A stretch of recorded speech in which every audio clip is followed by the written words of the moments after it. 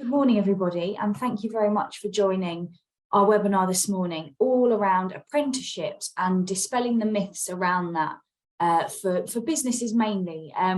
So we really sort of felt there was a bit of a stigma about, taking on an apprentice can be, a lot of work involved and paperwork and funding and time out of your business to do that. And so we really wanted to bring in the experts this morning, talk to you and share with you that it really isn't as difficult as it maybe sort of comes across. And we've also got some client experience as well. So we've got two guests joining us this morning that have been through the process, both at sort of different stages of their working careers. And they're going to be talking to us in a little while. Excuse me if you can hear my dog growling at me. She wants to get on my lap. I'm going to try and ignore her. So I'm just going to start quickly by telling you a little bit about the Growth Hub and what we do. So my name is Sam and I'm the Partnerships and Events Manager at the Growth Hub at Semlet. And if you don't already know who we are, the Growth Hub is really the business support arm of the LEP. So everything we do is designed to support businesses, whether that's, through challenging times like what we've had over the last few years and still continue to have with things like the cost of living crisis. We also support scaling and growing businesses. So we've got programs, flagship scale-up programs that we run with universities across the patch. And we also have some intensive business support, which you should hopefully be able to see on your screens at the moment. So that's just an idea of some of the programs that we have available at the moment, and they are changing all the time as new sort of funding is available from government and various other places, and other funding comes to an end. So we've got things like, as I say, our Growth Curve program, which is our sort of flagship scale-up program in partnership with 3 of the universities across the region, and that region being as far south as Luton and then as far north as Northamptonshire, so sort of Kettering and Corby is as far north as we sort of reach, and then everywhere in between, so you've got Milton Keynes and Bedford in there as well. And everything we do is fully funded for businesses. So you'll see that sort of wording quite a lot across our website, fully funded. So businesses don't pay anything for the support that they receive, any of the programs that they go on as part of being with the Growth Hub.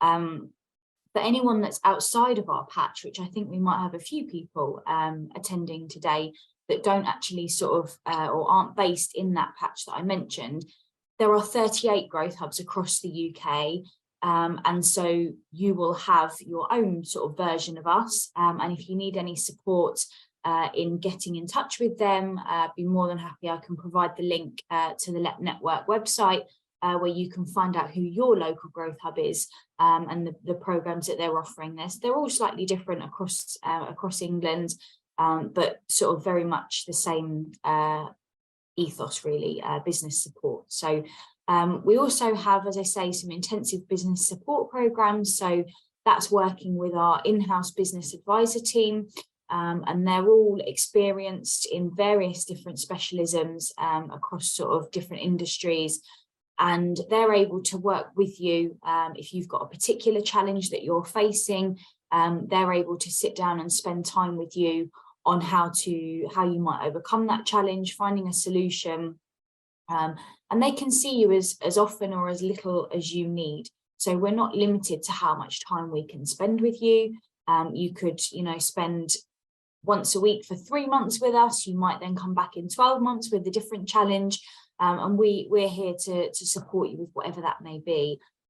If for any reason we don't have the expertise, or your challenge is particularly specialised, so maybe it's something to do with importing and exporting perhaps, and it's a real sort of specialist, to do with, there's been lots of legislation changes recently with EU exit and things like that. So if it's quite a specialist challenge that you're facing, we have contacts. We have a great network of partners that we work with, and we have contacts into those experts if you need that. So if it's not something we can directly give you the answer for or provide a solution for, we know the people that can help you, and we can refer you directly in to a person, not just an inbox. So we've got those routes into people like the Department for International Trade, local authorities, and lots of other business support schemes and partners across the region. So that's a little bit about what the Growth Hub does, a very quick overview. But if you do have any more questions, please don't hesitate to pop it in the chat. We've got a certain time allotted for Q&A later on, once we've been through the webinar. But if you want to put anything in the chat, I'll be monitoring that throughout the session, and can either respond in there or we can pick it up at the end. I am now going to hand over to my colleague from SEMLEP, Isabel, and she's going to just talk to you a little bit about the Careers Hub and the work that they're doing. Hi, morning everyone. Great to be here. Thanks, Sam. So the Careers Hub in SEMLEP is actually a new initiative this year, following the national direction from the Department for Education through the Careers Enterprise Company. And we are building on the expansion of a pilot in Luton, which was the Careers Hub Luton, over the past few years, to upskill and offer the Careers Hub to all of Northamptonshire, Bedfordshire, Milton Keynes, as well as continuing in Luton.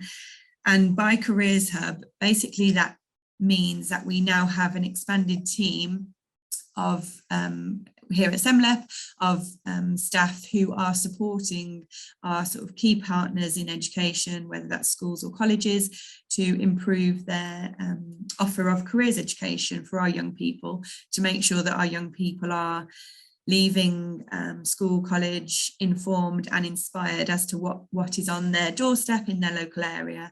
And a big thing for us and nationally is promoting and advocating for the more technical and vocational routes, which often can be apprenticeships. So we are just launching, we've got a launch event next month actually, so it is a very sort of early days for us, but overall it will include an increase in support and resource to our schools and colleges, specifically those members of staff who are careers leaders. And then alongside working directly with the careers leaders, we will be engaging with sort of the universities within the area, employers, training providers and local authorities, to see where we can join forces to build on what the offer is for young people in the area. And that can look different depending on the local area and what the sort of needs are. We are developing various resources and tools which our schools are accessing, and building a community of practice specifically focusing on the inclusion agenda. For example, understanding where the hidden potential talent pool is. So for example, young people with special educational needs, or young people who've experienced care, as well as those with potentially undiagnosed sort of additional needs, which could be your most loyal and diligent employee, but actually might need a bit of extra support in the process, whether that's recruitment process or application, or once they start potentially an apprenticeship. And we are starting to work with employers, because in the area we have a great wealth of fab employers, some of which it's great to see a mix of employers and sort of educations in the webinar here, but we have a great variety of employers. So we're trying to understand what's currently out there, what employers are doing to engage young people, or schools and colleges, where they're engaging, because at the moment the education world and the world of work are sort of running very separately and quite differently, different language. So where possible, we're trying to unite the two areas to see where we can support as a careers hub going forward. On this slide, we've just developed a sort of a holding website, because we're just developing the SEMLEP website for the careers hub. But this is a page where we're trying to have it as opportunities. So whether that's an opportunity from an employer, whether it's a vacancy or a site visit, or a sort of come and learn about our sector, or whether it's from schools and colleges trying to raise awareness of what activities they've got going on, whether that's careers fairs or speed networking events or mock interviews, as well as what other initiatives are going on in the area. So trying to pull it all together. So really would welcome any further discussion if any of you are interested, if you want to get into local schools or colleges in your area.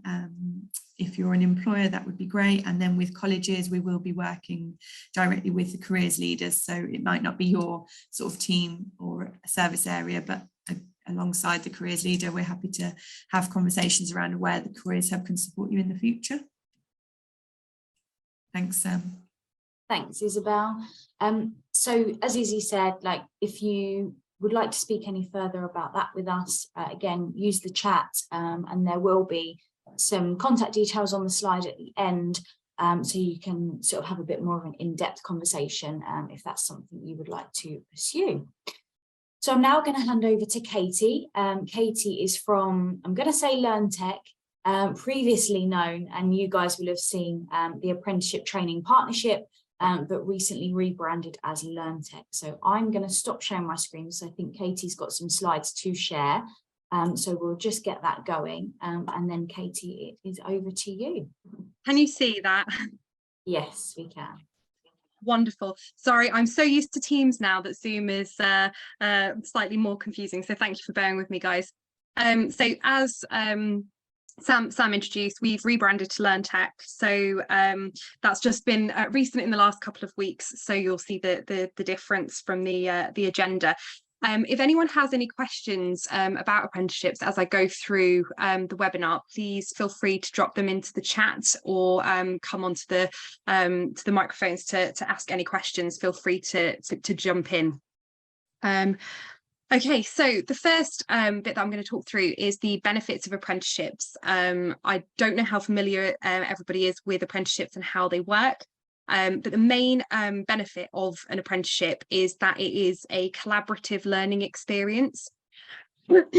So one of the key things is that it is learning between both the employer and the training provider. So it's that collaborative learning approach of both workplace training, which is on job, and then off-job training with the training provider.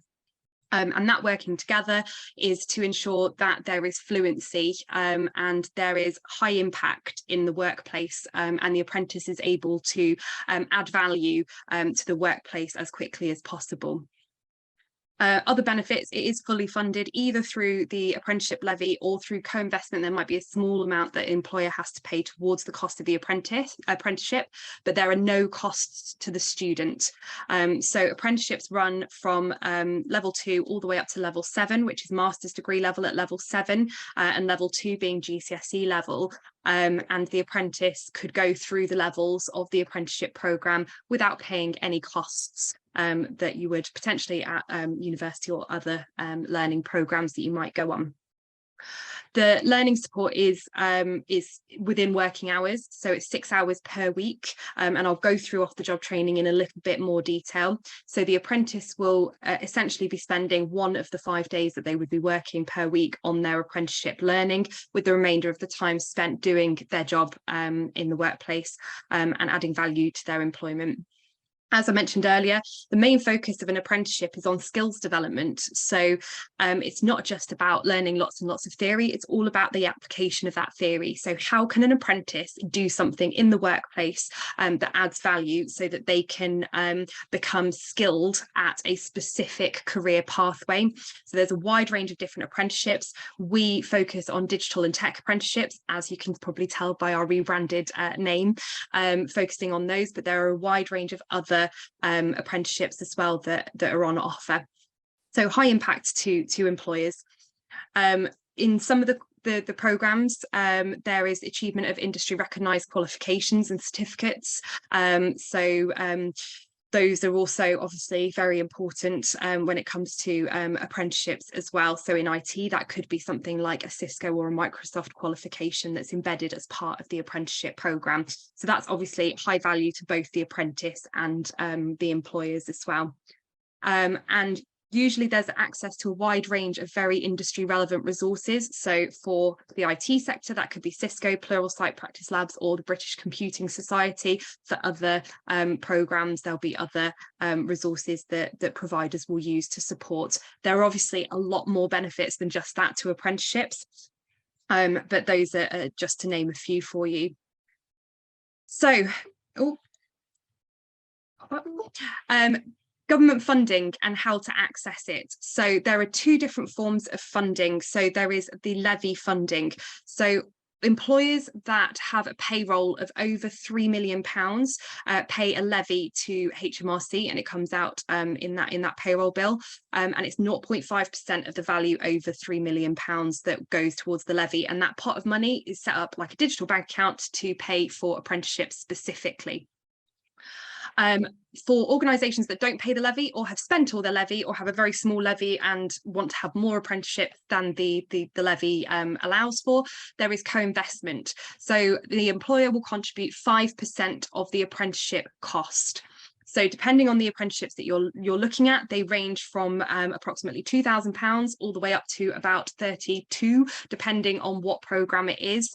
And therefore there is a co-investment, and normally employers, it will depend on the provider, but you'll either be invoiced on a monthly basis, a 3-monthly basis, or a 6-monthly basis, or you can pay it all up front depending on how that best fits with you. So each provider will have a different payment schedule for co-investment. However, for small employers, there is a waiver. If an employer has under 49 employees and the apprentice is under 18, then there is no co-investment payment required. So that focuses on the students that therefore are 16 to 18 for apprenticeships. When it comes to accessing funding, if you are a non-levy paying employer, you will need to request funding, and that will then get allocated through the digital account. A provider such as us or another provider will be able to walk you through that process and help you do that. If anybody would like to have more information specifically about how to set that up and look at an allocation of funding, then feel free to drop me a line after this, and I'd be happy to walk you through the steps that you'd need to take to do that. So that is a summary on funding. So an apprenticeship learning journey, what might this look like? Lots of different providers have various different ways in which they deliver apprenticeship programs. I'm going to run you through our delivery model first, and then I'm going to just run through a few different types of delivery models you might come up against, and that's something for you to consider when looking at apprenticeships if you would like to look at specific apprenticeships. So there is a design and contract stage and a setup process. As with anything that's government funded, you can imagine that there are quite a few bits of paperwork and hoops to jump through to make sure that everything is fit for purpose when it comes to funding. So there needs to be a contract of services set up with each individual employer. We obviously have to get that digital account set up so that those payments can be made. And there's a few little bits around health and safety and stuff that need to be set up when contracting with employers. Once that's set up, the majority of apprenticeship training providers will help support with recruitment. So if you identify an apprenticeship role that might be relevant for you as an organisation, again, I'd be happy to work with you guys to find out if there are any particular providers that deliver your specific apprenticeships that you would like, and what kind of process you need to go through with that. But you would need to, the next step will then need to be an initial assessment process. So what will happen is the recruitment team will either recruit you an apprentice, or if you've identified somebody within your own workplace who needs to have further training to be competent at their job role, and you think an apprenticeship might work, you can obviously put forward existing members of staff as well. It doesn't have to be a new recruit, but whichever provider you work with will normally support you with a recruitment process. So what happens is the apprenticeship training provider will link up with you guys and advertise it on the National Apprenticeship Service website. So all roles will get advertised on the National Apprenticeship Service website, which is where the majority of students apply for apprenticeship programs.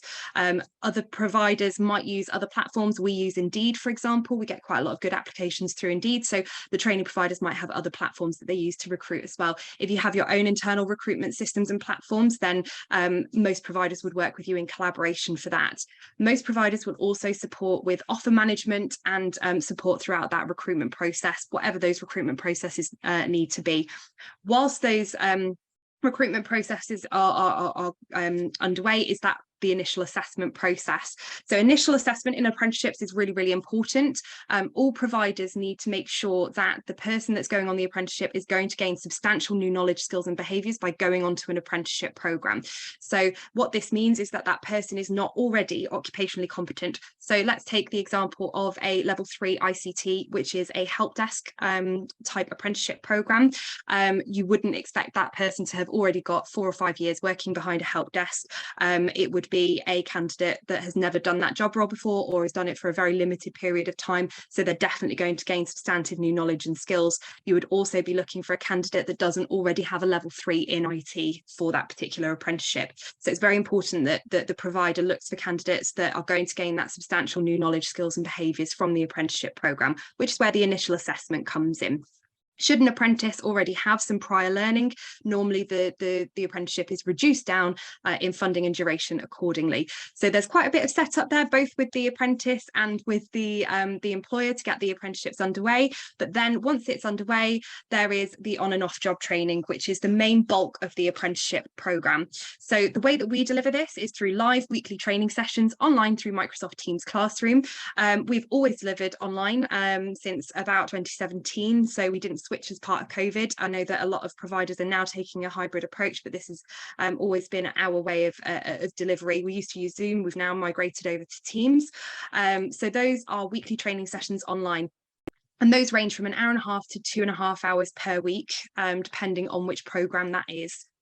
There will also be virtual learning environments and self-led and guided study as part of that. So weekly, that is an interactive classroom with a trainer who is vocationally competent in that particular job role.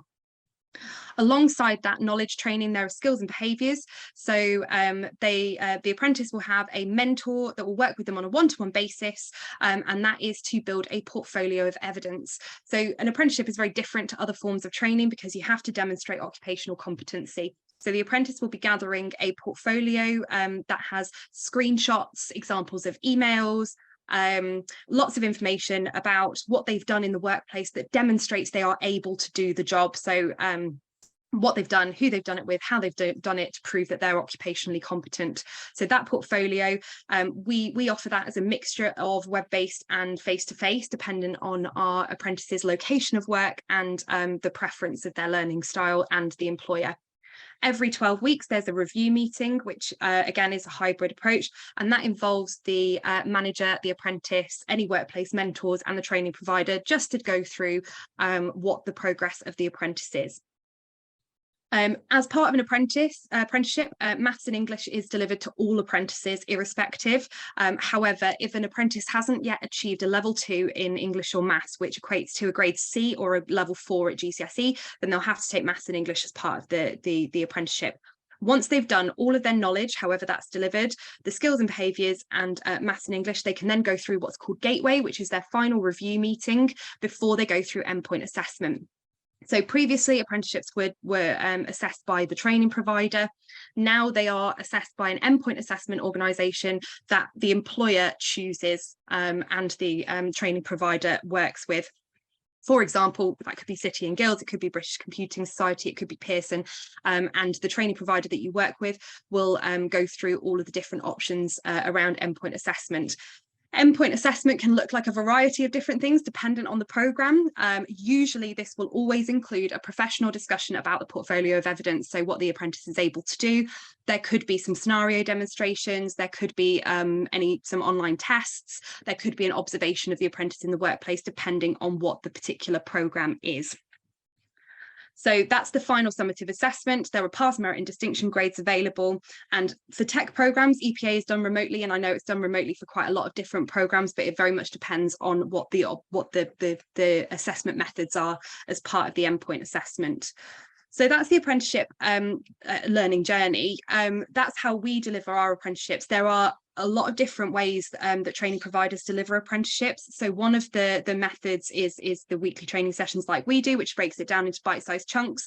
Other providers do what's called block training. So what that will mean is that your apprentice will need to go into a centre whether that's a college or a training provider, and attend training sessions. And that could be, 2 or 3 days in a block, or it could be a week, or it could be 10 days in a block, depending on what the training provider's training plan looks like. So always explore that with them. So that's block training, and then others might be day release. So it might be that your apprentice is expected to go 1 day per week to their training provider to do their apprenticeship work, for example. So there are lots of different ways of delivering apprenticeships. Okey-doke. So that's delivery model. Bear with me. Okay, so I mentioned off-the-job training briefly. So this is a core part of the apprenticeship programme. So apprentices have to spend a minimum of 6 hours per week on their apprenticeship programme, and this must be agreed in the training plan. So when you set up your apprenticeship with your provider, they will issue what's called a training plan, and this will break down what the delivery of the apprenticeship is going to look like, whether it's weekly training sessions, whether it's day release, whether it's block training, and how the off-job training is going to be delivered. So all of the off-job training, the 6 hours, has to be written in that training plan. There are 3 key areas: teaching theory, practical training, and learning support. Our example schedule is that the live training is approximately 1.5 to 3 hours per week, depending on the programme. Then they'll have their tasks and activities to complete after each training session, before the next training session, and then they have their mentoring meetings and any work that they will be doing on their portfolio. Just as an addition, English and maths, if an apprentice needs to take English and maths functional skills at level 2, is not off the job training, so that will be an additional commitment.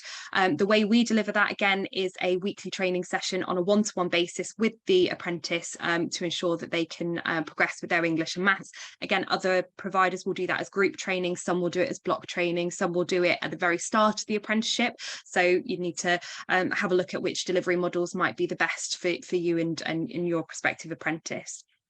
So that is English and maths and off-the-job training. Has anybody popped any questions in? No, good. Okay, so one of the other things just to watch out for apprenticeships is active learning. So one of the things that you will need to make sure with your training provider is that your apprentice is making progress against their training plan every 4 weeks, and that must be evidenced by the training provider. So when looking at particular apprenticeships that might be relevant for you and your organisation, one of the things to discuss with the potential training provider is how that's going to work.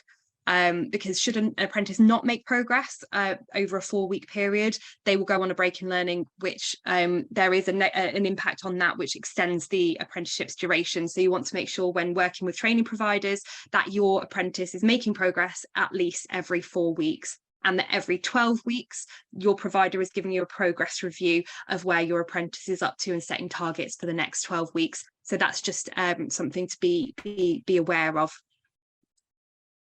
Okie doke. So the next bit is about the commitment from employers and workplace mentors.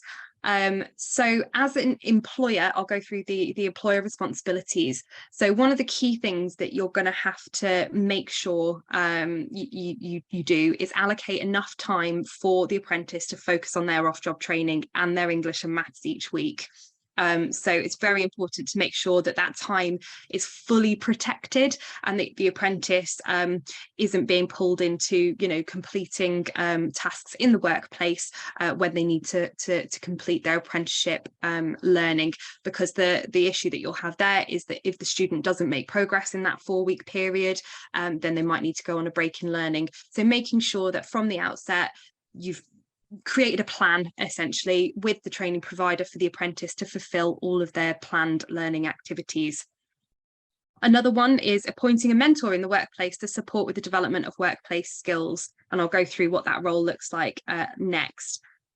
The next bit of commitment is contributing to those 12-week progress reviews with the apprentice, and what the best way of being involved in those 12-week reviews is to also put in your own targets for the apprentice in terms of their abilities in the workplace. So for example, they've mastered a particular skill, you'll say you've done this, but your next step will be to do this next thing. So contribute to setting smart targets in the workplace, and that'll be on the apprenticeship and sort of their skills that you can see that they're doing in the workplace.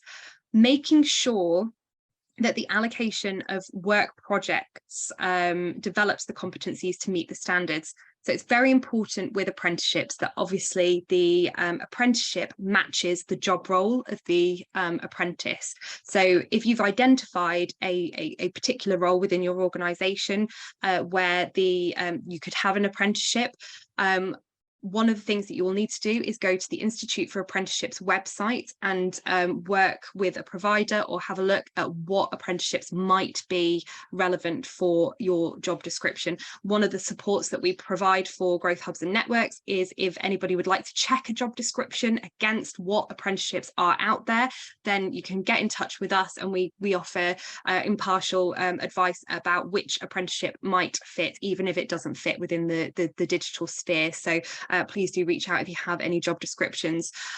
So one of the key funding rules is that job has to match with an apprenticeship standard, and that they will be able to demonstrate all of the knowledge, skills and behaviours by practicing that in the workplace. So one of the key things that the provider will work with you on is making sure that the projects that the apprentice is going to be able to work on in the workplace will meet that apprenticeship standard. So that's one of the key things, and it comes up in the 12-week review process. So the mentor from the provider will help support you with the coordination of those projects.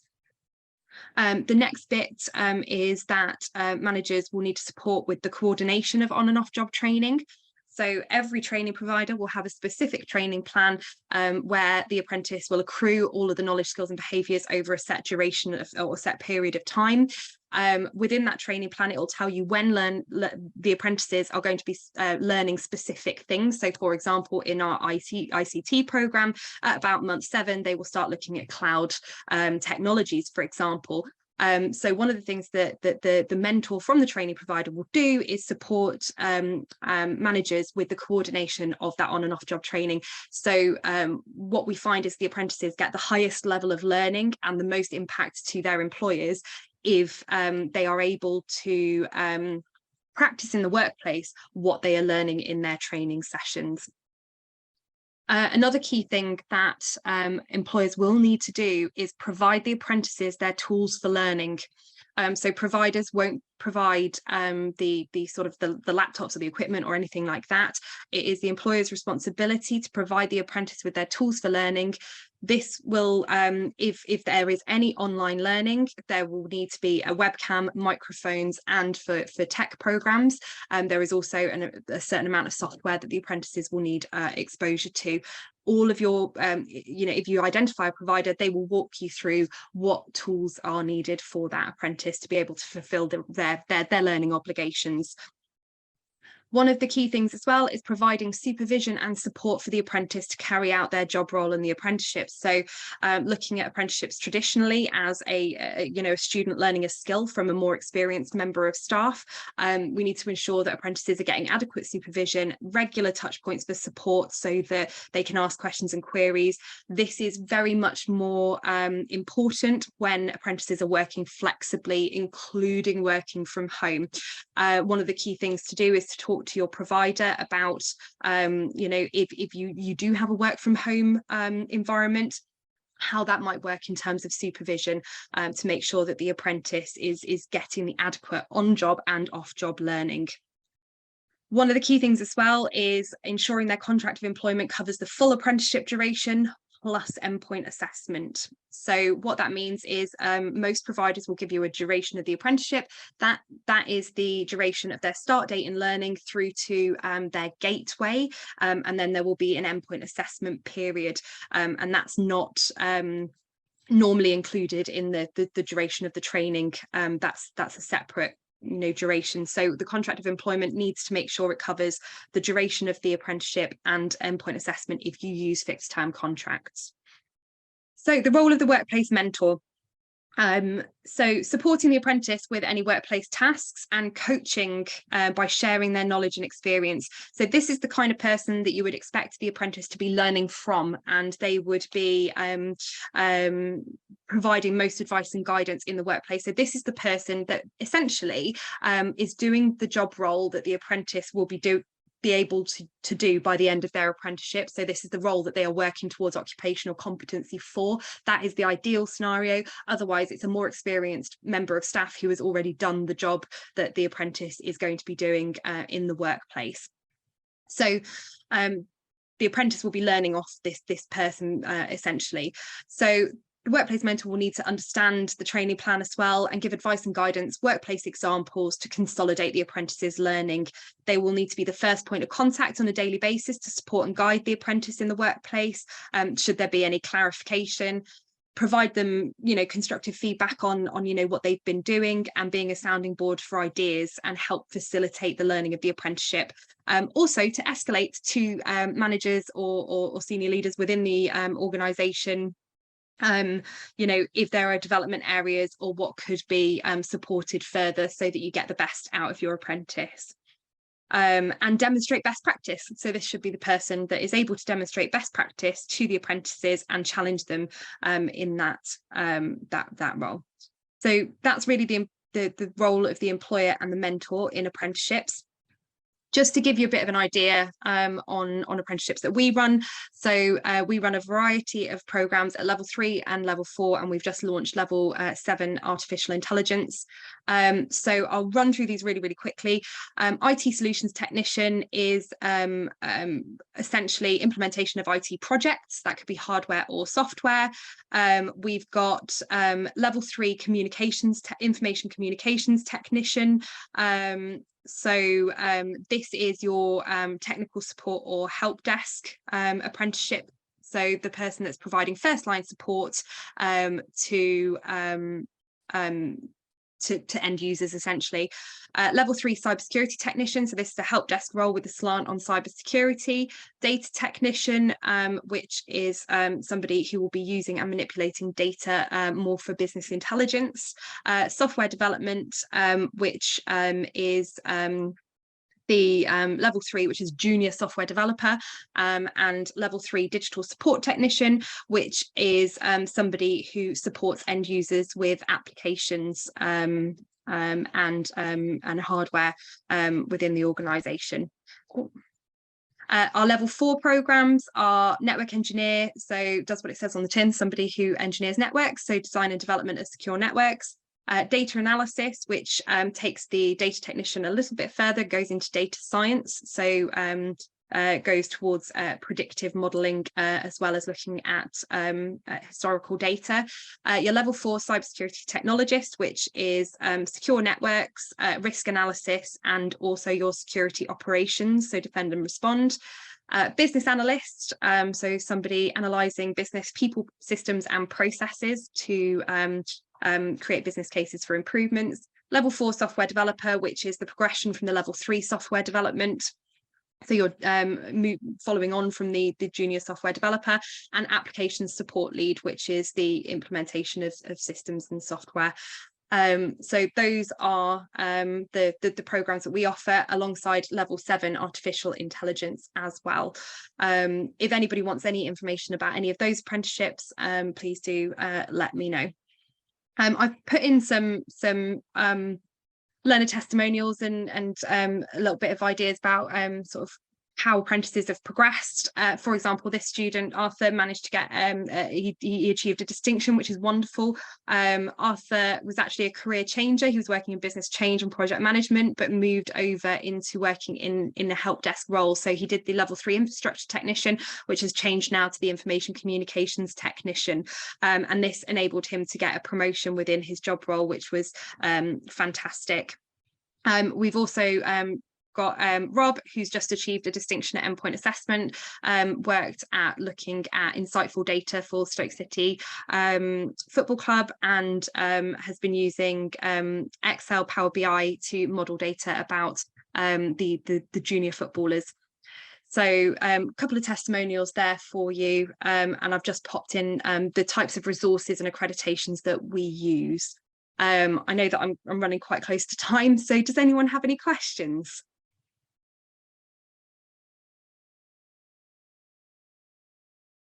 No, brilliant. Not at the moment.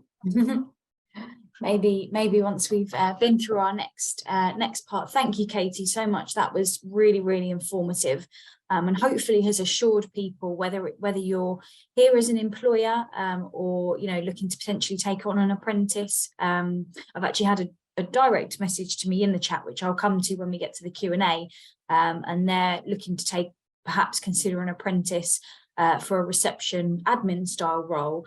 So whether that's, you're here today to understand more about that side of things, or you are looking at being an apprentice, hopefully that information there from Katie has sort of helped you realise that it's perhaps not quite so complicated or, time poor as we might have thought before we heard from you, Katie. So thank you very much. I'm going to hand over now to Debbie.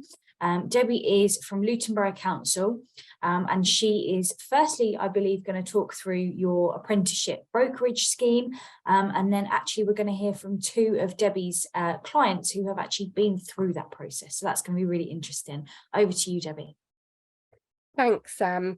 So that was really informative, Katie. Thank you. And from a provider perspective, was really, really useful in laying all of that information out. So in my section, I'm actually going to talk about being an employer. So as Luton Borough Council, we are a levy paying organisation. And one of the things that we did as a local authority prior to COVID is we met with our anchor institutions within Luton and we asked them what some of their biggest struggles were. And overwhelmingly, levy paying organisations were saying the apprenticeship levy was really, really difficult for them. They were seeing it as a tax, kind of didn't really see it as part of their recruitment process.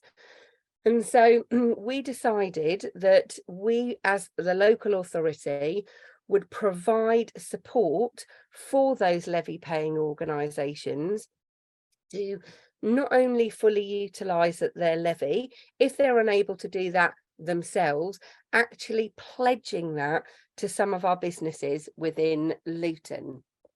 So COVID then hit. And so everything was put on the back burner, as you can imagine. Businesses were looking at survival. And so those priorities absolutely changed.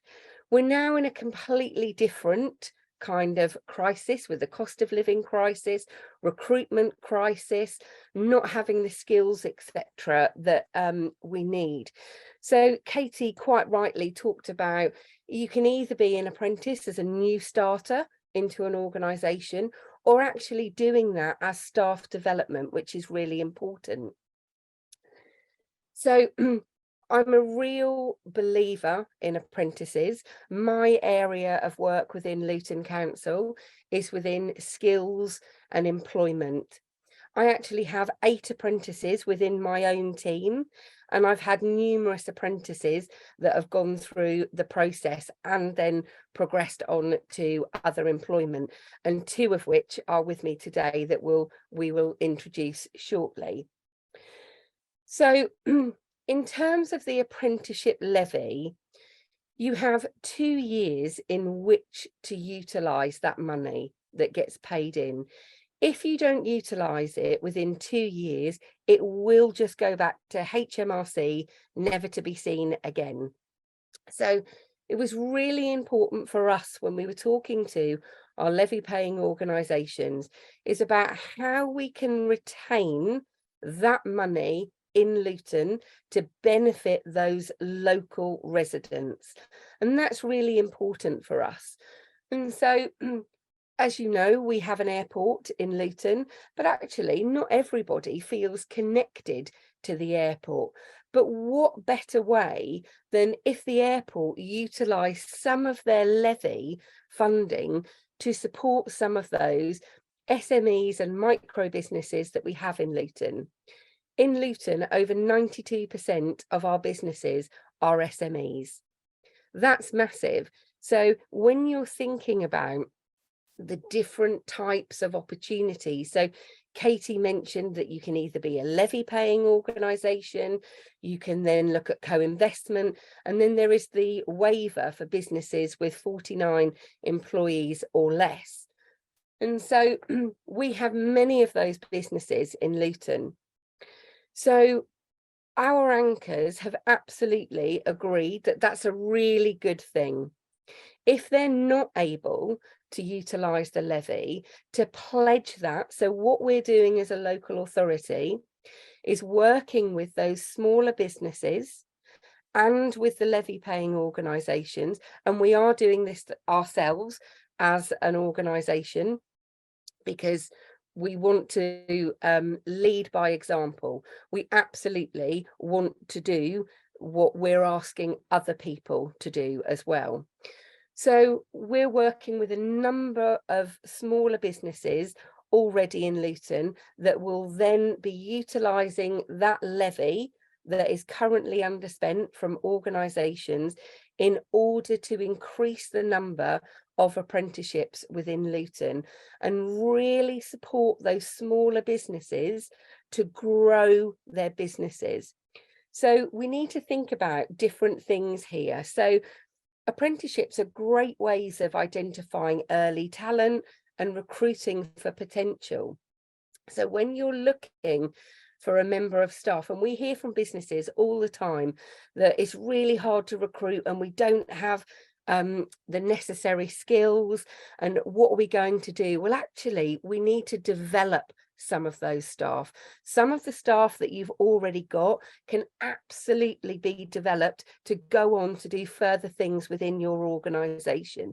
That then creates some entry-level opportunities for younger people as well as all ages to come into organisations and to start that progression ladder. So we also found out from some of our levy paying organisations and our smaller businesses that they almost see apprenticeships as something completely alien to their normal recruitment practices, and that they don't know what to do, and they don't know how to do it, and they don't know what paperwork to do.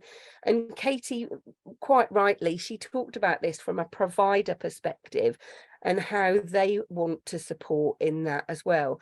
And this is absolutely what we want to do as a local authority, is to support those smaller businesses and to ensure that we make it as streamlined as is possible.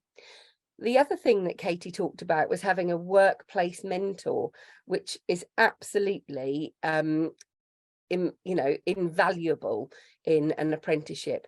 One of the things that we also do is we have a pastoral type of role that we also bring into our apprenticeships and that we also want to introduce across the borough. So quite often when you talk to employers and providers and an apprentice, sometimes there can be a breakdown in communication. Sometimes your line manager isn't necessarily the person that you would instinctively go to talk to about an issue. So for example, let's say an apprentice has been late 3 times in a 2-week period. Understandably, the line manager is frustrated. And actually, sometimes it just takes somebody neutral to have a conversation and to say, what is going on? What can we support with? Because what we absolutely don't want to happen is that the apprentice then doesn't really like the experience. The employer thinks, well, that didn't work for me. Once you get into that situation, it's really difficult to bring people back on board. So an employer will go, well, I tried an apprentice and it didn't work and I don't like the scheme, so I'm never going back to it. And equally with an apprentice, that word of mouth will go around and they will say, well, it didn't work and I didn't like it, and so therefore don't do it. So having that pastoral role, and we call it a progress coach. So making sure that we've really got somebody there. And what we want to do is utilise that across the whole borough of Luton to make sure that an apprenticeship is not a postcode lottery. You'll have heard from Katie about them as a provider and all of that amazing support that is put in, and that is fantastic.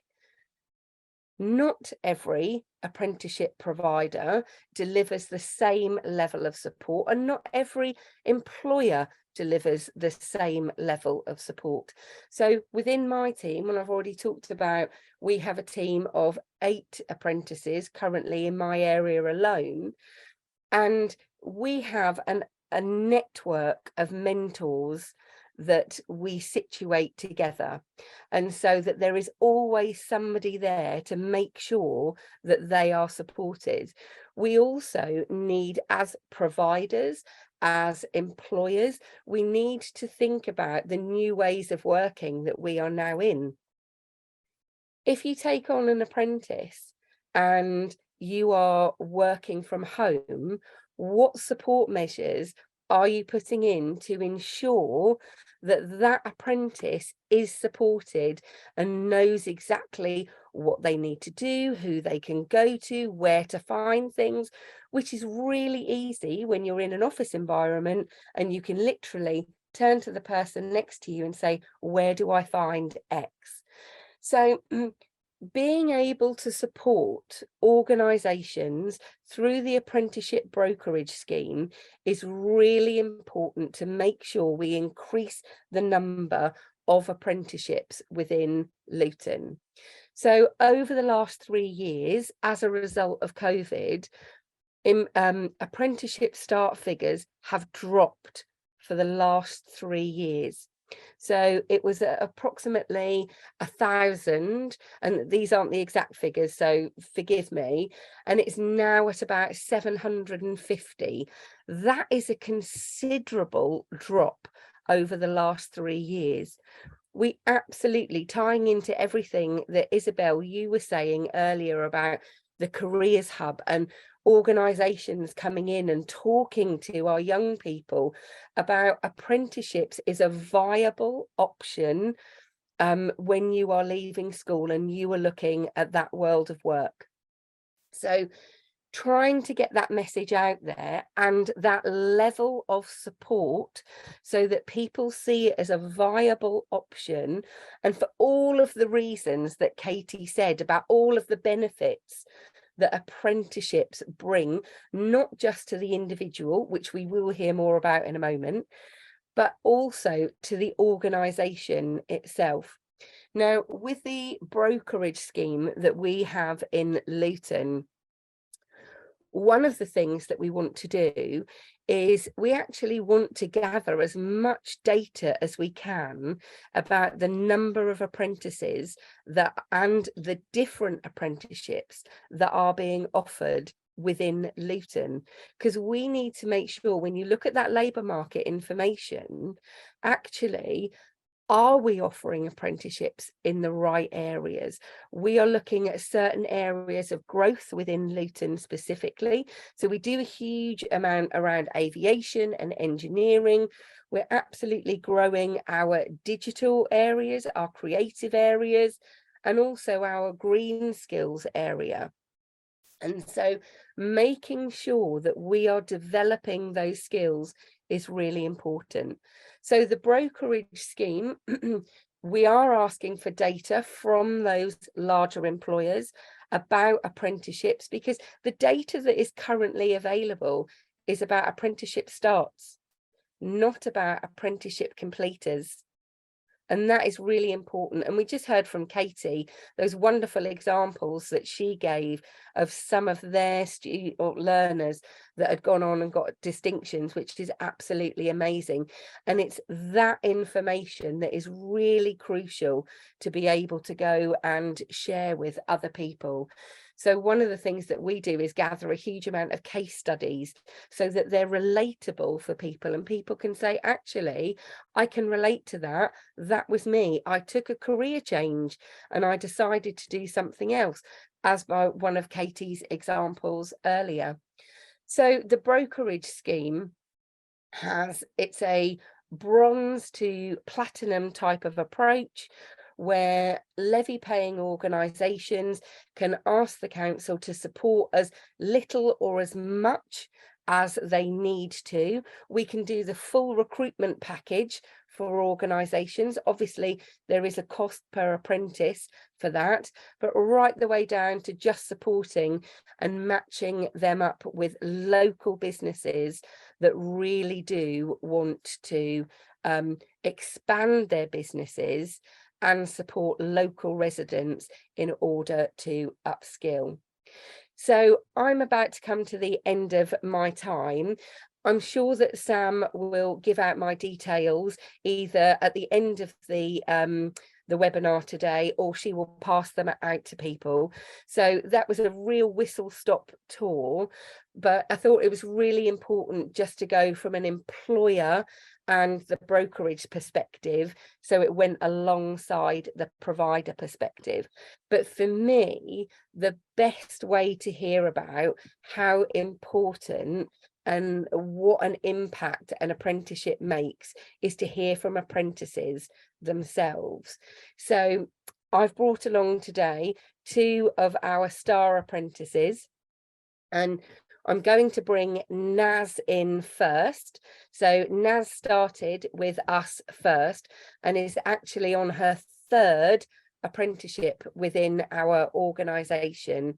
So Naz, I'd like to bring you in, and if you could tell everybody about your apprenticeship experience and the journey that you have been on personally with your apprenticeship. Thank you, Debbie. So I just want to say hello to everyone. My name is Naz. I'm a senior project officer at Luton Council. I've been with the council for just over 4 years now, and I actually joined as a level 2 business admin apprentice. So I just finished my GCSEs, so I just come out of school, and I wasn't quite sure what direction I wanted to take, what I wanted to study. And for me, I felt like an apprenticeship would be the best place to start to try and figure that out. And I'm really glad I made that decision, because I absolutely love the role. I got to work on some really rewarding community projects, and I really enjoyed the studying aspect, attending classes and meeting with different apprentices. So I finished that apprenticeship in about 11 months, and coming to the end of it, I think the general idea people have is that after you've completed an apprenticeship, you go into your first entry role based on what you've completed your apprenticeship in, and that the apprenticeship is just a stepping stone. But when I was near the end of my apprenticeship, I still wasn't sure what I wanted to do. And I think what I got out of it the most was I knew that I just loved apprenticeship, and I really loved working on different projects while still being able to study and gain a qualification. And I got very lucky with timing. There was actually a vacancy in the council for another business admin apprenticeship, but at a level 3. So I applied, I interviewed, and was lucky enough to get the role. And even though it was another business admin apprenticeship, the projects I worked on were completely different. I learned just as much as I did during my first apprenticeship, and it was at a higher level, which meant that I took on more responsibility, which meant I developed a completely new set of skills. Again, even though it was another apprenticeship with the council, the style of learning was completely different as well. We had classes both face-to-face and online, and the schedule was really flexible. So I got to study and complete assignments in a way that worked around my existing work commitments, which made it really easy to complete the apprenticeship, just as this first one was. I was also fortunate enough to get a workplace mentor who actually just spoke to you, Debbie, and we had some really great sessions together where I got to discuss things that I felt like I wanted to build my confidence in, and that I wanted to continue developing from my first apprenticeship. And by sharing that with my mentor, I was able to work on projects and get opportunities to work on projects that would focus on those skills. Quite a few months into the apprenticeship, we ended up going into lockdown, and so the role changed from what mostly would have just been a business admin role to digital marketing as well, I got to work on social media, websites, and creating content. And I really, really enjoyed that aspect of the role. So when I came to the end of my second apprenticeship, my mentor, Debbie, noticed that I had an interest in digital marketing. So my team actually offered me the opportunity to stay on and complete another digital marketing apprenticeship, which I was really interested in. At the time, though, I applied for a role in the team and I was successful in getting the role, which was amazing. But I thought that that would mean that my apprenticeship offer wouldn't stand anymore. But what happened is I spoke to my team and I was really, really interested in the apprenticeship. And so they actually offered me the opportunity to complete it alongside my new role. Now, obviously, my new role wasn't a role in marketing, but what they gave me the opportunity to do was take on projects that would still evidence the apprenticeship. So I would still get the same experience. And my apprenticeship this time was with a different learning provider, but it was just as flexible. And I was able to complete assignments and attend sessions around my work that worked around my work commitments. I'm actually not finished with that apprenticeship. I'm coming to the end of it now. I've got a few months left, and I'm really glad I made the decision to do my third apprenticeship. Doesn't necessarily mean that what I want to do next and that my next role will focus solely on marketing, but my current role isn't to do with marketing at all, and I've still been able to apply what I've learned. I've still been able to make suggestions and improvements to processes and strategies, because marketing is a huge part of everything that we do, and digital is the future and it's just the next step. And so I know that regardless of whatever I decide to do next, this qualification is absolutely going to be valuable to me. And I think what I really want to highlight from my experience is that apprenticeships aren't just for the start of your career. They're just an opportunity to develop, to learn, and just upskill yourself. And not only does that benefit me because I get to gain qualifications and skills, but it also benefits my employer because I now have more to offer to them and I can add even more value as an employee. That was very fast, a really quick run through. I hope it was useful and that it gave a valuable insight into what my experience was like as an apprentice. I would absolutely recommend it, and I've really, really benefited from it. And I actually want to pass over to, I believe we're getting another apprentice, Meryl, speaking next. Thank you, everyone. Okay, hello there. I've got technical problems because I have no idea why my video isn't on. I've never had that problem before, but it's typical. So if anyone can give me any advice while I'm speaking, do. But it's showing that it should be on, but it doesn't seem to be for me. Meryl, I'll just quickly, one quick suggestion. It might be at the top by where your webcam is. There's a little shut off thing and it might have just flicked over. There you go. I have the same problem. There you go. Top tip. Oh, I'm a bit overexposed. Can you change that as well? I don't know. My technical capabilities don't go that far, but looks like my hair's starting into the background. Anyway, well, Naz and I've got something in common in that we were both thinking, what are we going to do what do we want to be when we grow up? So I had an enforced break around lockdown time. So I'm one of these people that lockdown was significant in lots of different ways, and had an enforced break as well because I had time out of my work to look after my son who had an operation. And during that time, I realized I didn't actually miss what I was doing, even though when I was doing it, I enjoyed my job. I thought I enjoyed my job, but when I was away from it, I didn't miss it. So when I came to the end of my enforced break and my unpaid leave, I sort of thought, I actually don't want to go back. I want to do something completely different. So I started looking and thinking, what on earth can I do? So previously, many moons ago, I'd started my life out in retail management, which I really enjoyed. Then about 8 years after that, I went into teaching, which I also really enjoyed.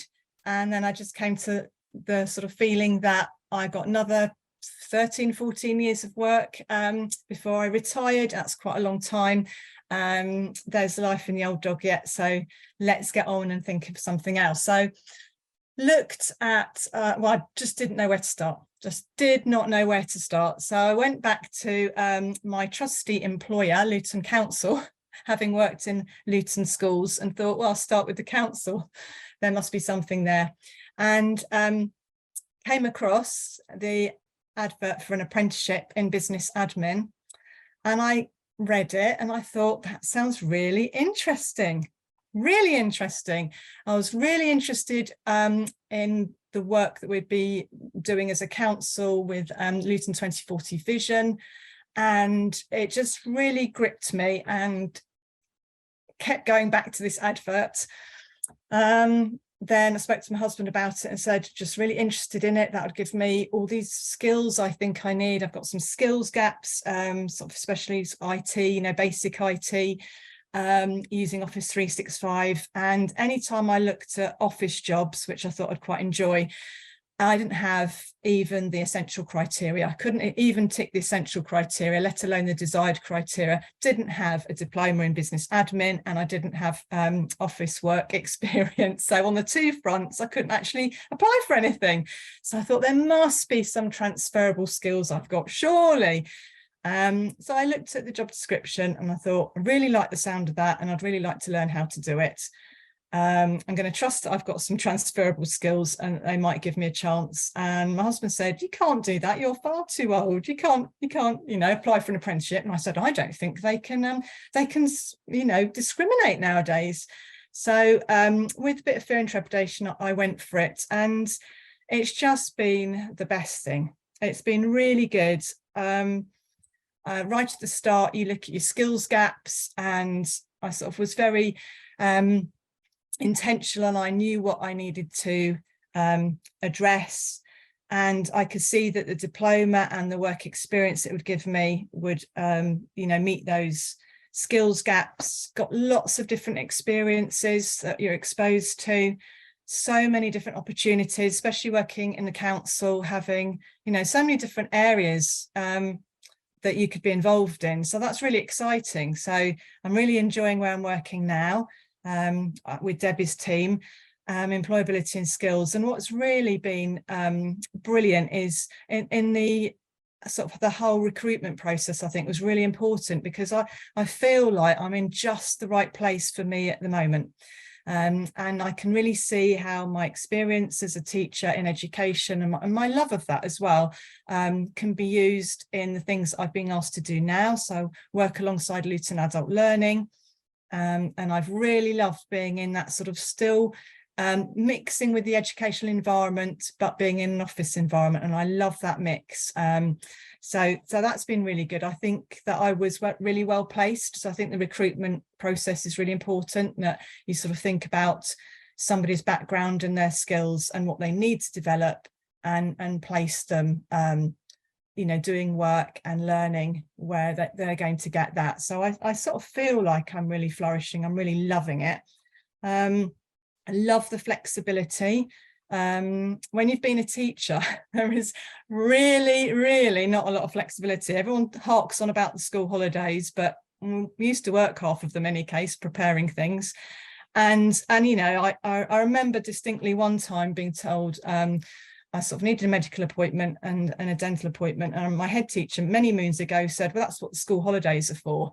And I just thought, really, this is quite difficult. So I love coming into a working environment that's sort of flexible working. I love hybrid. I love the fact that I can do, you know, I might do a half an hour more on one day so that I can attend a medical appointment if I have to on another day.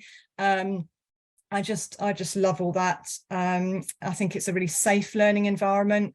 When you're sort of older and you come in, you feel, I'd really lost loads of confidence at work. I'm quite a confident person outside of work, but in a professional, my professional life, I think I was probably on the way to burnout, maybe, I'm not sure, but I'd really lost so much confidence. And the apprenticeship has sort of given me a way of regaining that. And so when sometimes I'm quite hard on myself, and I just sort of think it's okay because I'm an apprentice and I'm allowed to learn. And when you learn, you make mistakes, or there's lots of things you don't know. And it's kind of, it feels safe. It feels very, Debbie mentioned about the pastoral support. It does, well, where I work, it does feel very much like that people care and they want it to be a success. They want you to be successful. They want you, and you know, to stay in the council. I'm really looking forward to, you know, what opportunities are out there. I'm about halfway through my apprenticeship now. And I'm, you know, still fascinated and interested in the vision that we're all working towards. I can see my small little part in it is contributing to this huge, I'm a little cog in this huge mechanism, but I have to know that what I'm doing is not a waste of time. I have to know that it's making a difference. And I do feel that. I get really positive feedback. People notice things, you know, and give praise. And so that really helps with job satisfaction and feeling like you matter, and that, you know, you'd be missed if you weren't there. So yeah, so that's a bit of a big up for Luton Council and Debbie and her team. But yeah, just checking if there's anything else I put down I wanted to share. But yeah, sort of like, you know, being a bit older and coming into it, I've loved, actually, I'm working with, on my apprenticeship, I'm being taught with, you know, 2 or 3 other apprentices, and they're all really young, and I just love that. You know, they've got loads to teach me.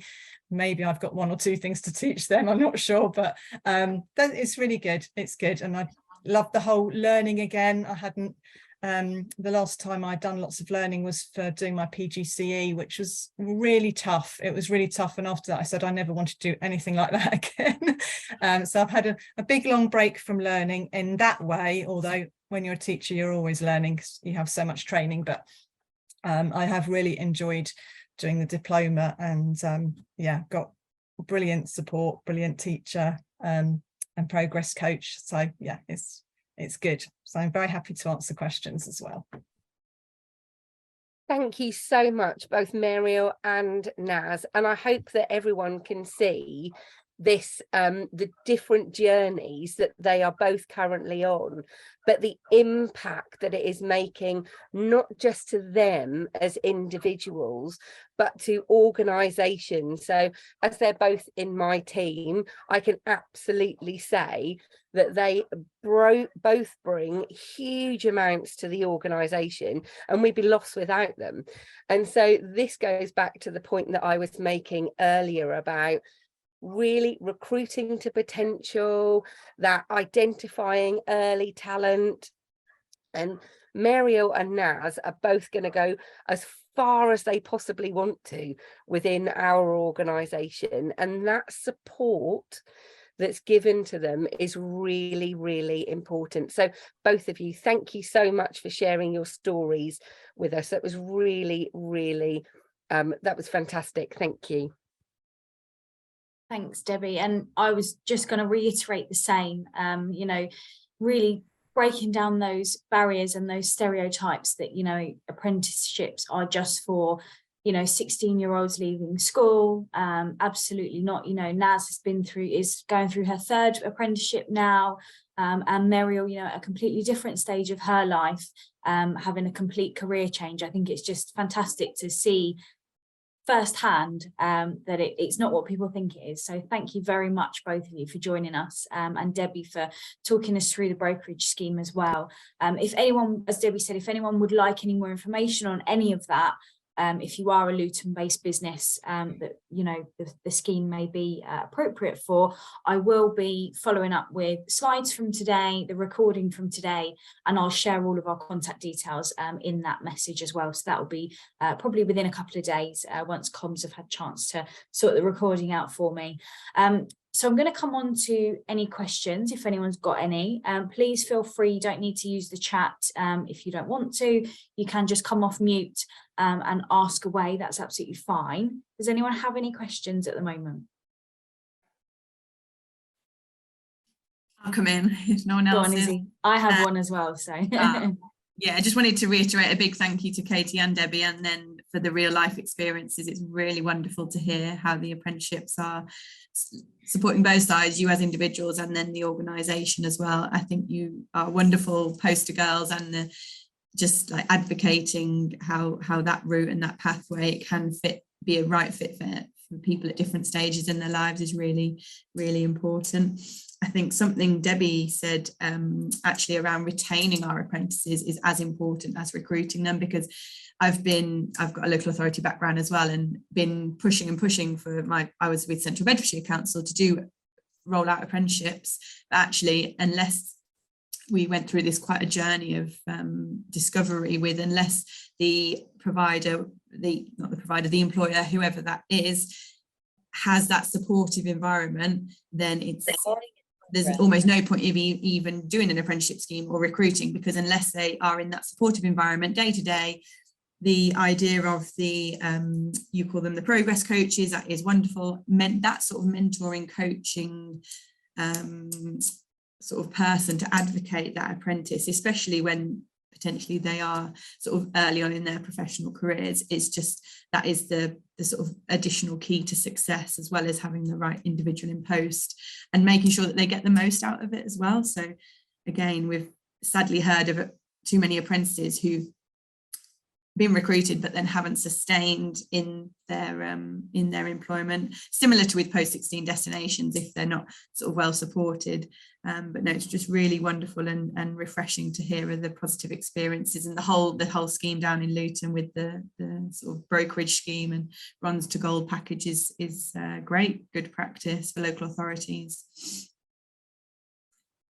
Debbie, got a hand up there. Yeah, I just wanted to kind of follow on from something that Isabel had just said then.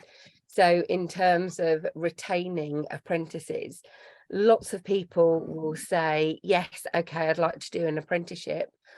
And then if they don't have, or they can't evidence their English and maths, and knowing that they've got to do that at the same time, when people sign up to do that, they say, yeah, I can do that, that's no problem at all. But sometimes life can get in the way.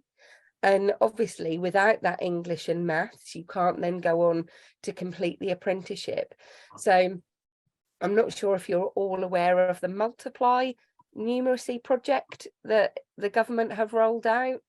So basically it's for 19 plus, and it's improving numeracy skills, because it's found that if you don't have your GCSE in maths, the likelihood is you're not going to have high paid employment. So there's a real focus on this at the government at the moment, and one of the things that local authorities are looking at doing at the moment is pre-apprenticeship English and maths. So anybody that might be thinking about going on to an apprenticeship, to get the English and maths done first, evidenced, out of the way, really then gives them the ability to be able to focus on that apprenticeship moving forwards. So Multiply, people are working with businesses to make sure that that is an offer for individuals, because we really do want people who go on to apprenticeships to succeed. So any support that we can give before, during, and all the way through, we absolutely want to do. So I just wanted to add that in, because I think it's a really important point. And I know that within the SEMLEP area, our local authorities are definitely looking at that with Multiply. Thanks, Debbie. I actually a question came directly to me earlier on in the chat, and it was about obviously Katie and her team are a LearnTech, are a digital tech focused apprenticeship provider, but the question was about perhaps other providers. This particular business are looking to take on an apprentice perhaps in more of an admin reception type role, and where could they look for support in doing that? I'm more than happy to provide some advice and guidance if you want to talk through the job description. So feel free to send my contact details out and I can talk through the specific process. The best thing to probably do is go onto the Institute for Apprenticeships website, and one of the things I can send over to you, Sam, to send out is some links where they can click through. But if you look at either business admin or customer services, it might be customer services. If it's a reception, it might be business admin, depending on what the apprentice is going to be doing in the workplace. So the customer service has a level 2 and level 3, and business admin has a level 3. So there's no more level 2s in business admin, because that will have been on the previous apprenticeship frameworks. You can go into those on the Institute for Apprenticeships website, and there is a find a provider tool. I'm more than happy to provide some recommendations based on what I know from pass rates and sort of support levels and things like that, and have contact details that I'm more than happy to share with anybody who's looking for an apprenticeship provider. But I would recommend that that's the best place to start, but I'd be more than happy to look at the job description and see which one it lines up best with. When you're thinking about that particular apprenticeship, have a think about what progression routes you might want the apprentice to do. It might be that you want them to do a level 2 customer services first, followed by the business admin, depending on what skills and knowledge and behaviours you want that apprentice to be able to develop and bring to your organisation.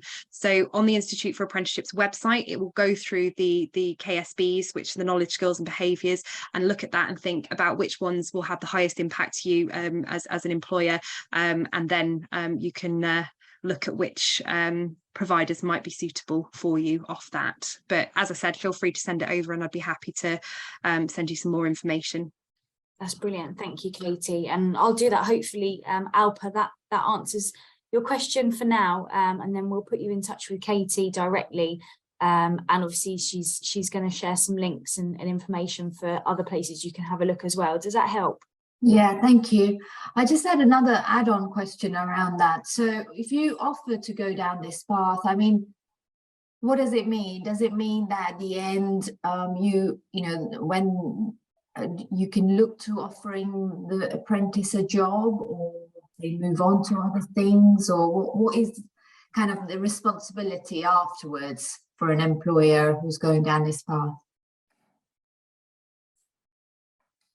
I can jump in a little bit, and then I'm sure that other people will have some things to say around apprenticeships. Obviously, what you're looking for is to use an apprenticeship to build talent within your workforce. So the best scenario and the best outcome for the student is that there would be either a job or further training at the end of that apprenticeship program. So we are using the apprenticeship scheme to basically skill up somebody to be able to take on that job role from a permanent perspective, or go on to further training and development by using the apprenticeship scheme. So that's really the sort of the intention and the ethos behind the apprenticeships, if that makes sense. When it comes to apprenticeships, when an apprentice, just for reference, because I didn't mention this in my presentation earlier, but I was meant to, is apprentice minimum wage, obviously, is something that you will need to have a look at.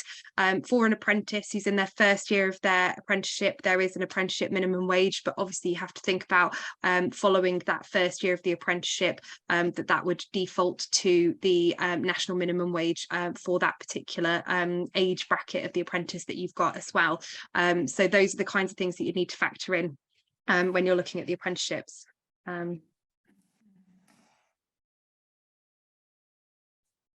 Thanks, Katie. If anyone else has anything to add, please feel free to jump in there. Isabel, I know you've got your hand up. I was just going to add on, it really shows with that query sort of how uninformed employers are across the areas, and whether that's something that sort of between training providers and employers that currently do it, whether that's something we can look to host some potential information sessions, just basics like what is an apprenticeship, how can you get involved, where can you turn to, for example, the Find the Provider tool, and in different local authority areas as well, there might be the different models, for example, between Debbie's model in Luton and then Central Bedfordshire. I know previously when if an employer came to the council and said, I want to run an apprenticeship, but I don't know where, they would often signpost them to different places locally. But it definitely shows we've got potential workforce employers who would be able to offer apprenticeships, but they just don't even know where to start or where to look. And that's intensified with the current demands on sort of employers that they don't even sort of have the time to explore options. So if there's anything we can do sort of in future, we could definitely look into raising awareness. Definitely. Vera, I think, do you have a question? Hi. Yes, I have a question, but it's like it's been answered because it kind of shows how ignorant I am so far. And this is why I had to leave everything to jump on this training. Although after I booked, I noticed that the Apprenticeship Institute, they are offering training on off-the-job training, mentoring and support and endpoint assessment, but this will be a general kind of information, not what is obtainable in the local area.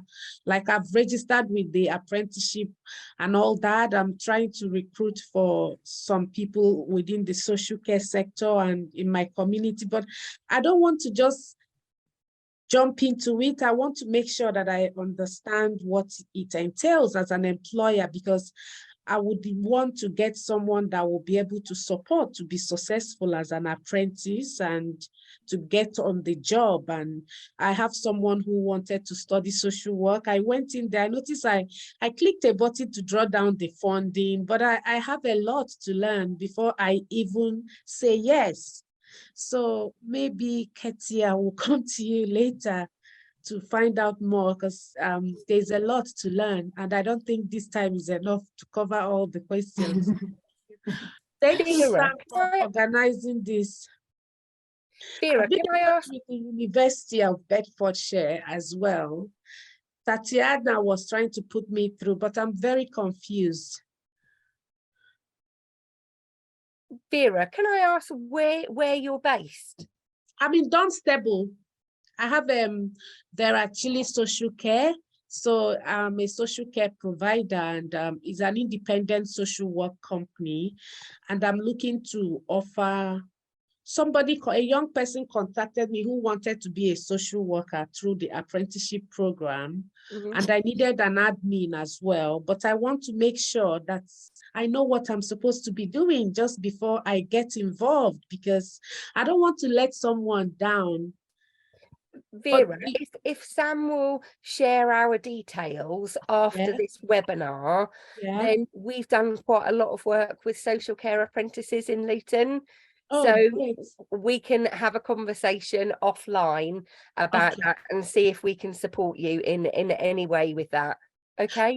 Okay. Thank you so much. Because the whole idea is for me to bring in a lot of people into social care industry. We're really short-staffed, but I want to make sure they have the right support before I go into that.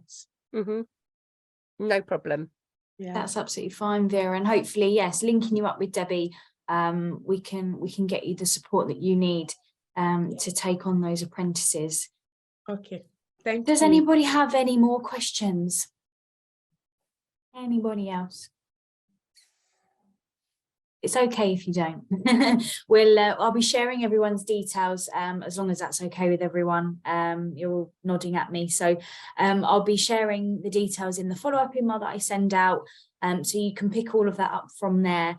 I'll do those couple of introductions, Vera and Alpa, for you as well. And if you do have any other questions that spring to mind later on, don't hesitate to get in touch with us, and we can help you.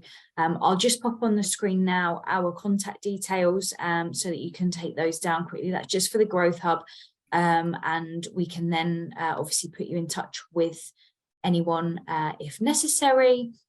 But thank you very much for joining us today. Thank you ever so much to all of our speakers as well. I really appreciate you giving up your time to come and help support this webinar for me.